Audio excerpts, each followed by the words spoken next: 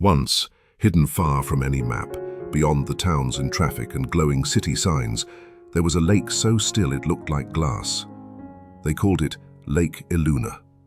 Even in winter it never froze, even in storms it shimmered, and every full moon it glowed, like something ancient lived beneath its surface, breathing just beneath the ripples. The villagers said the lake was magical, dangerous.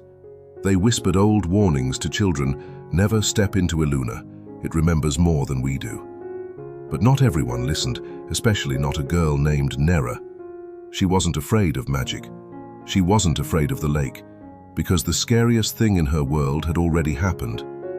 Her brother Callan had vanished 2 years ago. No body, no trace, no goodbye. He was there one day and gone the next, and the only place he had ever truly loved, the place he always ran to when the world felt too loud, was Lake Eluna.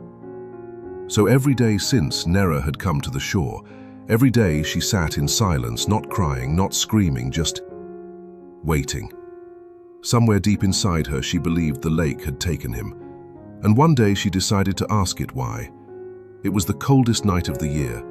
The moon hung low, full and gold, and fog curled across the surface of the water like drifting silk. Nerra stood barefoot at the edge. She whispered only one word, "Please." Then she stepped in. The lake wasn't cold. It was warm, like bathwater that had been waiting for her. She waded forward, past her knees, past her waist, and then let go. Not a splash, not a struggle, just silence. When she opened her eyes, she wasn't drowning. She wasn't even wet. She was standing on stone, polished, smooth, glowing with faint light. Above her stretched a cavern dome, and beyond it, a city. Glass towers curved like shells, bridges hung from beams of crystal, lanterns floated in mid-air, glowing with memories. It was beautiful, and it was real. She had found it, the kingdom beneath the lake. A voice echoed from behind her. "You are the first surface dweller in many years." Nerra turned. The woman who stood before her had hair like mist and robes stitched with stars. "I am Leora, keeper of the forgotten," she said. "You've come for something or someone." "My brother," Nerra said quickly. "Callan." Leora tilted her head, eyes searching. "Then you must walk the path of remembrance. Only those who pass may see who they seek." Nerra was led through halls of memory, rooms where dreams whispered from the walls, fountains that flowed with the laughter of children long gone, mirrors that showed not what you looked like, but who you had been. Every step was like walking through her own past. She saw herself as a child, brave, loud, whole. She saw the moment her brother vanished, the guilt, the anger, the ache of not knowing, and then she reached to cross it. She had to let go of something, not a possession, but a memory.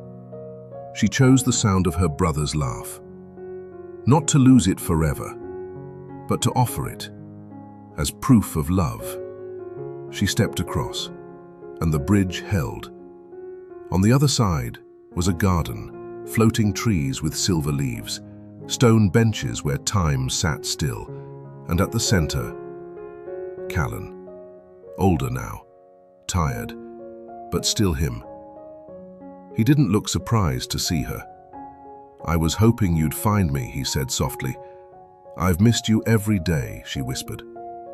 They sat together under the trees, and he told her the truth. The kingdom beneath the lake wasn't a prison. It was a refuge. It appeared to those who'd lost something too heavy to carry and refused to forget. Callan had fallen into the lake, broken by the world above.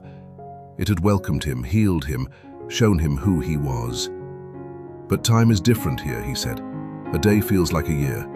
I thought of you every moment." "You can come home," Nerra said, reaching for his hand. He paused. "I can, but only if you take my place." She blinked. "What?" "One of us must always stay, that's the balance. The lake only returns those whose stories are remembered." "If I leave," he said gently, "you will forget this place. Slowly. It will fade.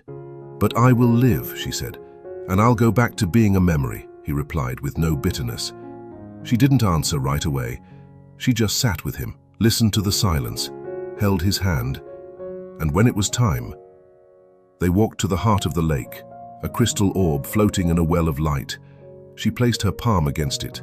It pulsed with the memories of everyone who had ever visited the kingdom, every grief, every goodbye, every hope.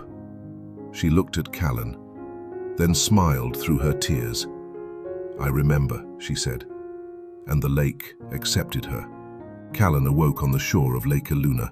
He was older now, but alive. The villagers found him and took him in. They asked his name. He said, "Callan," and when they asked if he had family, he paused. "I had a sister," he said slowly, "but I don't remember her name."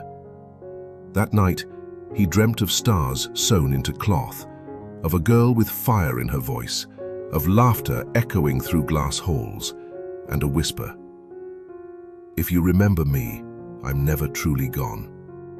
Meanwhile, beneath the lake, a girl stood in a glowing city.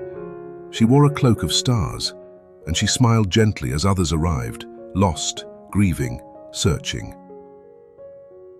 "Welcome," she'd say, guiding them inside. And the kingdom beneath the lake lived on, because as long as one person remembers, magic never disappears.